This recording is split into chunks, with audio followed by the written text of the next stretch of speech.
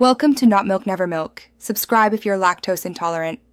You start by powering the watch off and removing the bands so nothing interferes.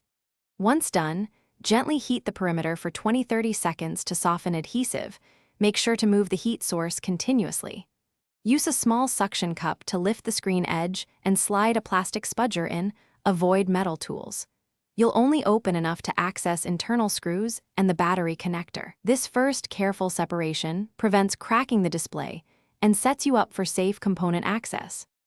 Once the screen is lifted, keep it supported and work methodically. Remove the small screws and place each into labeled zones so you remember positions. Screws can be different lengths. Use a plastic spudger to disconnect the battery connector first to avoid shorting circuits. Then carefully unplug any display and antenna flex cables, noting their orientation. Now remove the internal chassis or backplate from the damaged case. Transfer screws and components to the replacement case, and reverse as you reassemble. Reconnect the display and battery connectors, then loosely fit screws to confirm alignment. Make sure connectors sit flush before tightening.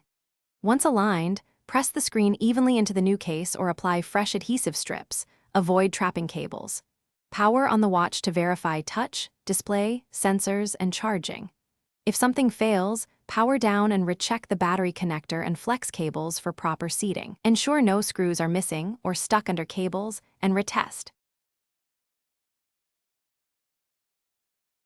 Thanks for watching. If this was helpful, leave a like and consider subscribing. See you next time.